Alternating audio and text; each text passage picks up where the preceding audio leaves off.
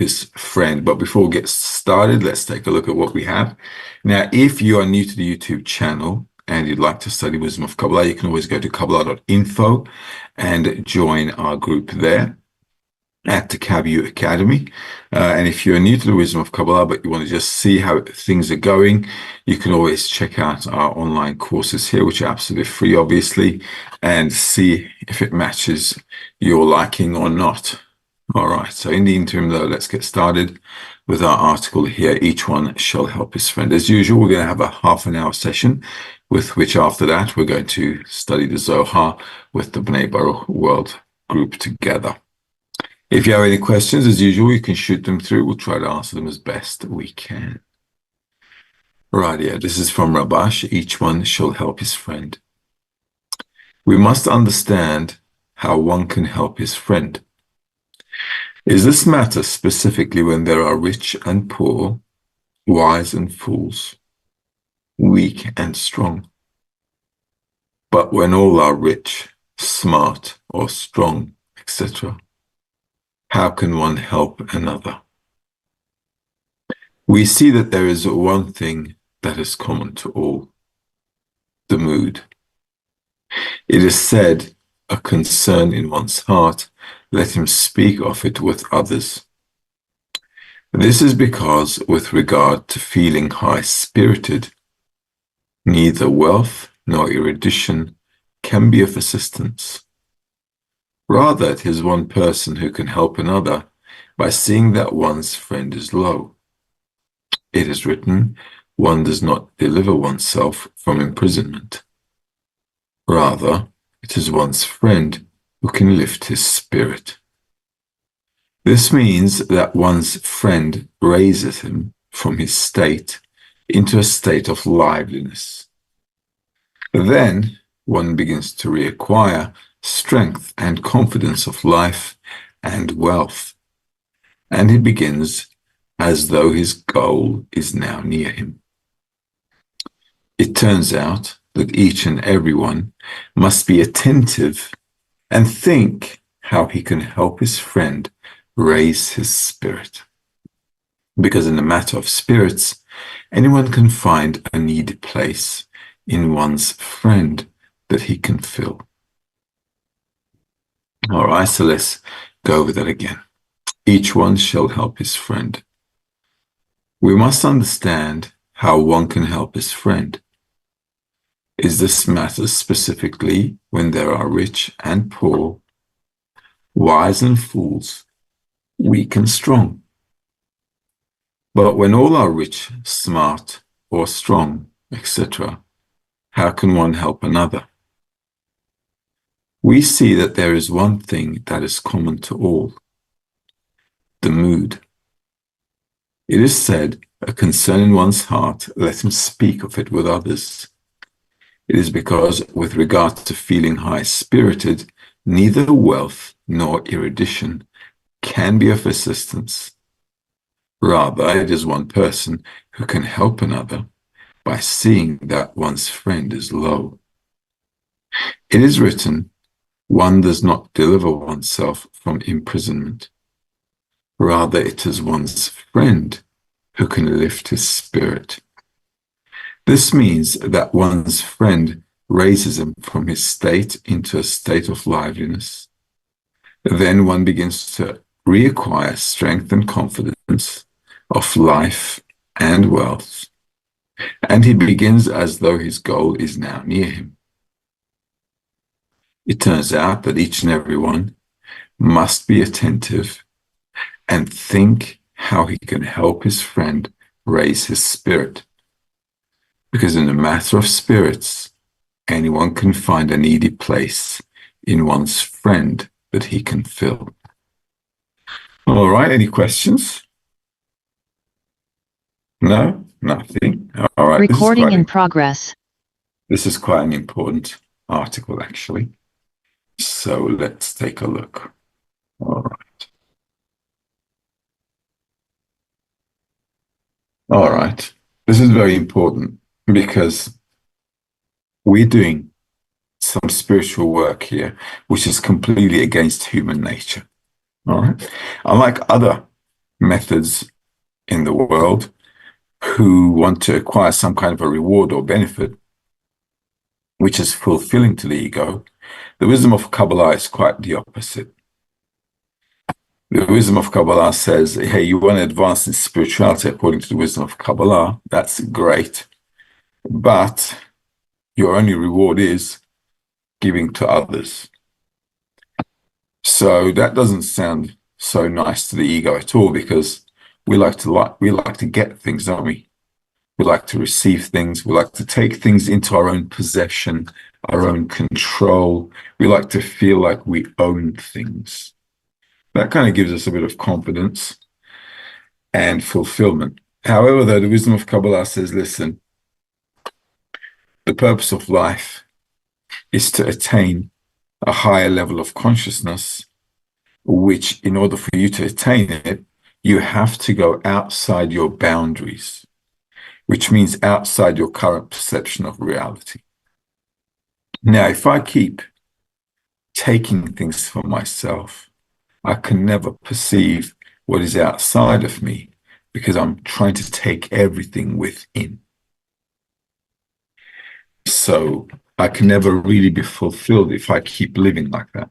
Okay, simple law of nature is because desire cancels pleasure. Well, pleasure cancels the desire, basically.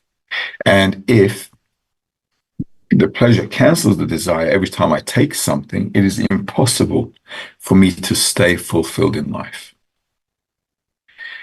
That's one thing. The second of all is every time I take things for myself, I cannot have any opportunity to feel anybody else outside of me. And if I don't feel anybody else outside or accept myself, that is considered the state of an animal, because an animal also just feels itself. And that means we, just like an animal, are born, living, and dying off. No difference at all. Exactly like an animal. And because we have to do this thing that's a bit against our nature, because the wisdom of Kabbalah is directed towards giving, not receiving. And the only way we can perceive a new reality is by being the opposite of what we are. And the opposite of what we are is giving. All right, does that make sense? Okay, that should make sense. Okay, it's logical. But when it comes down to the crunch and you want to do something about it and start giving and not think about yourself, that's a bit of a drama. Okay, and that's the whole trick. Because on the one hand, you might think that, well, in life we also give things. That's true.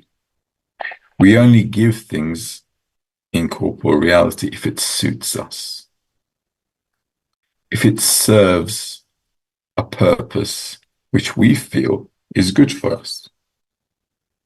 Okay, so we can give things to other people because it makes us feel good. It makes us feel greater than others. It gives us a sense of superiority. But that's not really giving. Giving is supposed to be in the same nature as the way that the Creator bestows, right? How God bestows. And if I want to feel perfection, I should have no lacking. I shouldn't have a desire to receive for myself if I want to feel perfection. Because what is a desire at the end of the day? A desire is a lack.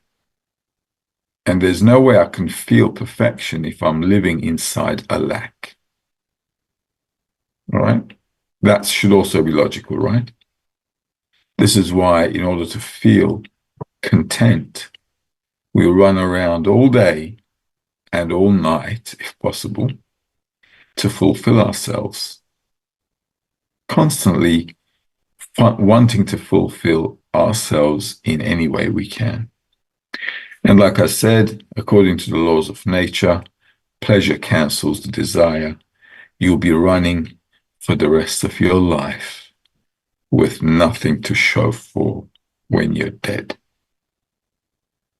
In order to get out of that cycle, the Kabbalists are saying you need to attain a degree called a human being.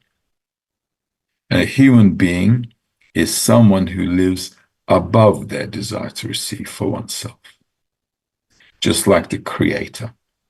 A person who is independent of the desire and is not swayed or pushed around by the desire to receive pleasure. And working to attain something like that is a tough business because it goes contrary to everything we know. It's completely opposite to every gut instinct we have. So, in order for us to do the impossible, first we're going to have to need a dot in the heart. And the second thing we're going to need, which is really, really important, is a bunch of good friends who are willing to do the impossible. Right? Now, the only reason this idea, this concept resonates with us is because we have a dot in the heart, right? An inclination to spirituality, an inclination to the meaning of life, an inclination to a feeling that life is beyond our corporeal senses and existence. That inclination comes from our root, which is the creator. And according to that inclination, we can resonate with this idea because we come from the creator. Our root is the creator. So his nature of bestowing to others because of the nature of love of others, for us, this idea is like, yeah, that doesn't sound too bad. All right.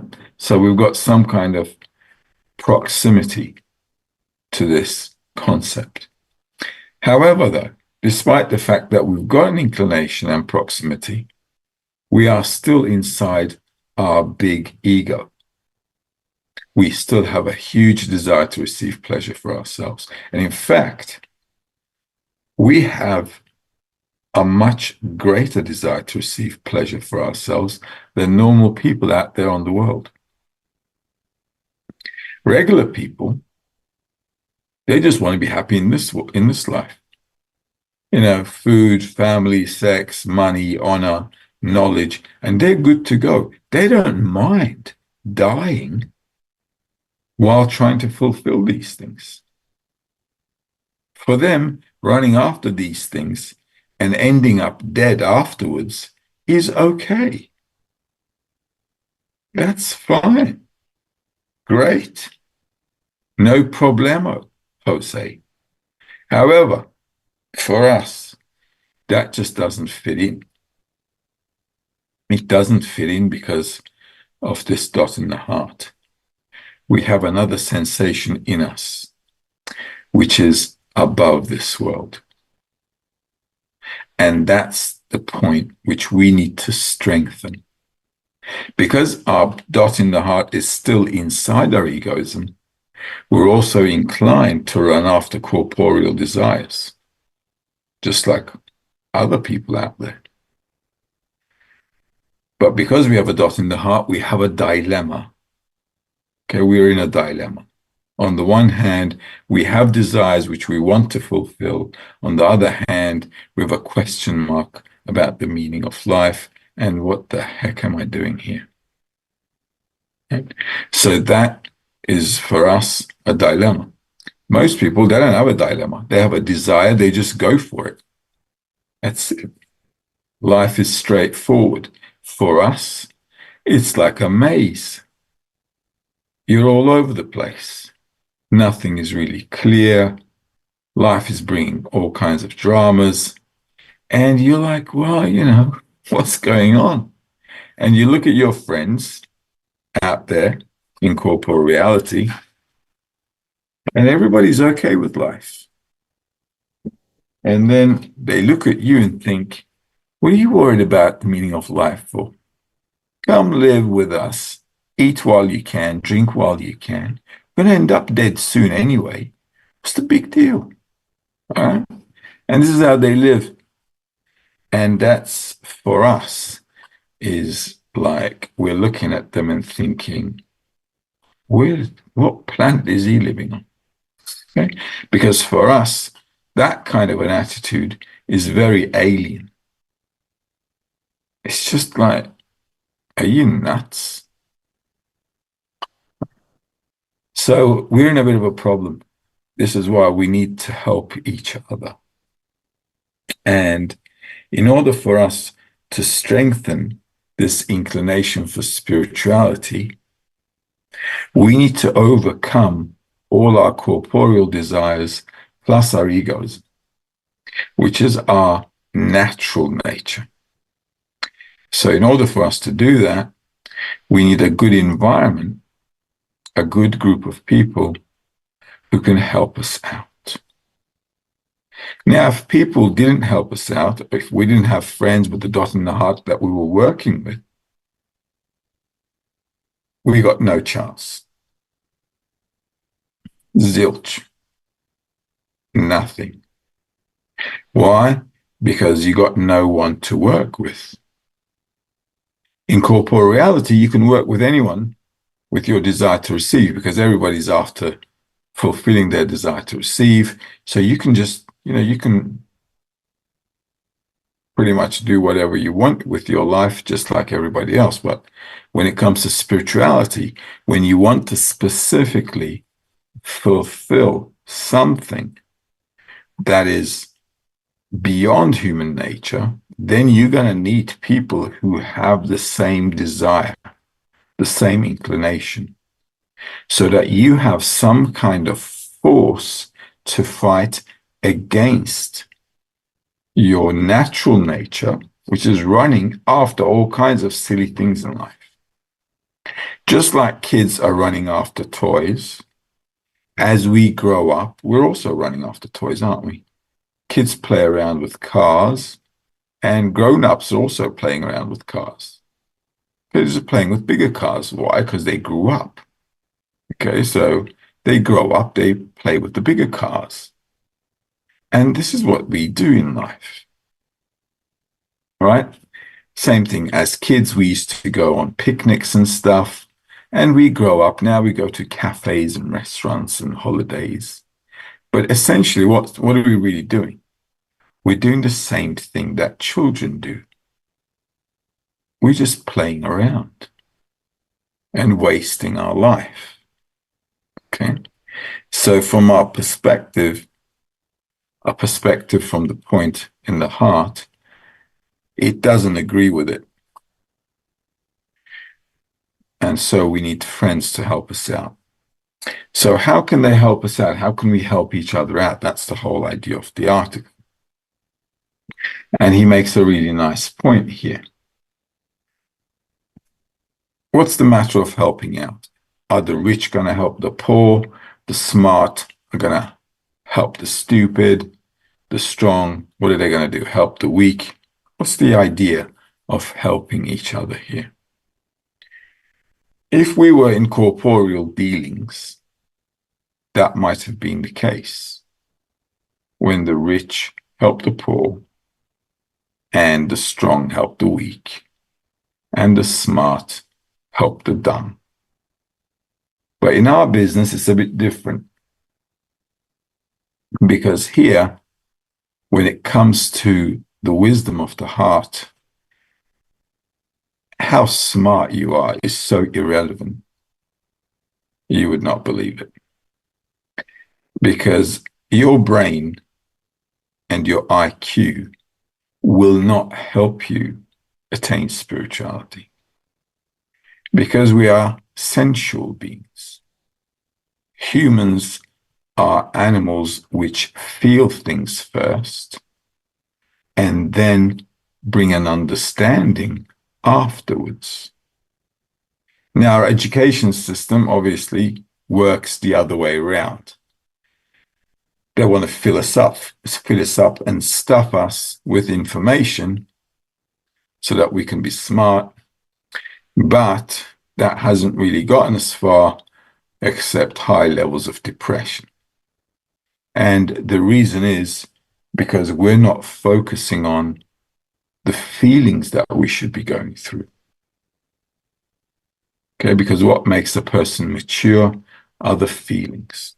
So your money, your strength, your brains, when it comes to spirituality, add up to zero.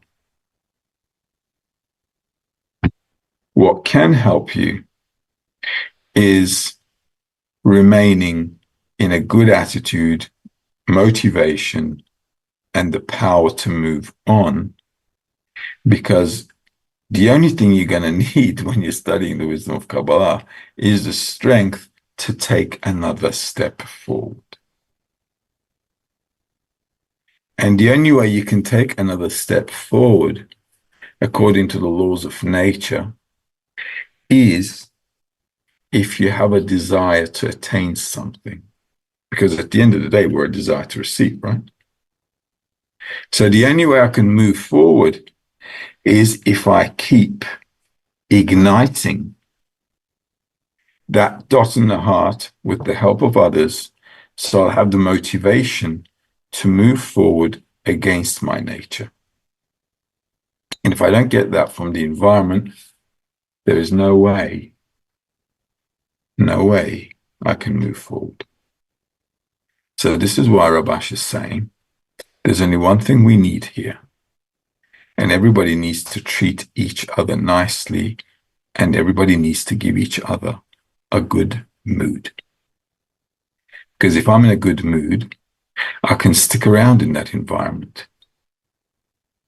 And if the environment is not giving me a good mood, I won't want to be there. Why should I want to be in a place where I keep feeling bad? Does that make sense? I guess it doesn't, since we've got two questions. Okay. All right, let's see how it's going. Ingrid's asking, is prayer a lack? That's right, Ingrid. Nice question. Prayer is a lack, but we should really discern what we're praying for.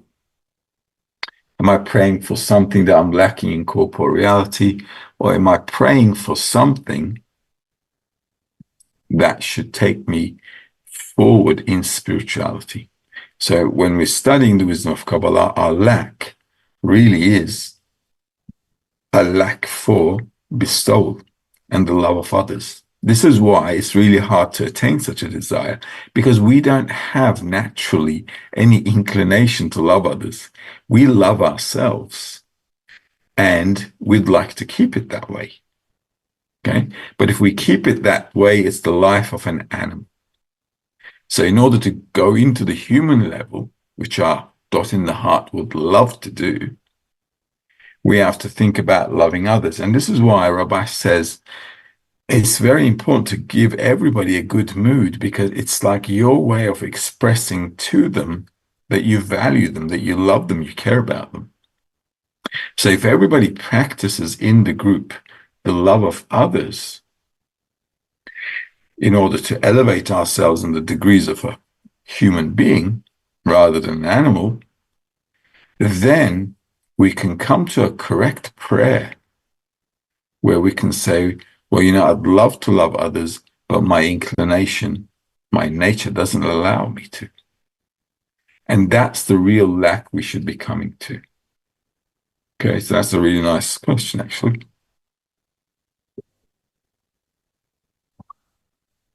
And Patricia's asking, how does one get out of a pleasurable state when pleasure keeps coming? Well, that's a nice question. Oh, we'd all love that. I don't think we have to suppress pleasure. At the end of the day, the purpose of life is to be happy, right? So I don't think we need to, if we're happy in life, I don't think we need to kind of get rid of our happiness. No, not at all, actually. It's good to be happy on the path. So if you're happy in getting pleasure, that's fine, great. Might be worthwhile, though, to think now how I can add to my pleasure by elevating myself to a higher level, or how I can also distribute that happiness and joy to the friends so that they can elevate themselves as well, so that they can go higher as well. All right. So if you guys are happy and getting pleasure all the time, that's fine. Not a problem. Okay. Good on you. Okay. The question is, am I getting the right kind of pleasure? It's good to discern. So I say if I'm getting pleasure from life and from things, it's also good to discern, where am I getting pleasure from? If I want to attain spirituality, am I getting pleasure from things that I'm doing in my spiritual work? Or am I getting pleasure doing corporeal stuff? Okay. And which is both fine. They're both fine. But you need to kind of calibrate yourself into the direction of what you want to attain. Okay, because if you don't calibrate your direction, if you don't kind of like direct yourself to the real goal that you're after, which is spiritual attainment, okay, then you can get stuck in pleasures for the rest of your life, which you can't get out of, and there'll be no good for spirituality. Okay, that makes sense. All right. So if I'm getting pleasure in life, I should attach that pleasure to the creator. And if I'm having a rough day or a rough period in life as well, that's also fine. I should also relate that to the creator as well. And try to figure out from any situation that I find myself in, how I can direct myself in a sharper way towards the creator. And directing myself sharper in the direction of the creator is the same thing as directing myself more precisely towards the lower friends and bestowing to the friends. Okay, well, that brings us to 8:30. That's it, yeah, with the questions. That's it, great. All right, so we're going to love you and leave you until next Tuesday, and then we'll see how things pan out next week. In the interim, have a good night or a good day, depending where you are. We'll catch up next week. See you guys in the Zohar lesson in 30 seconds.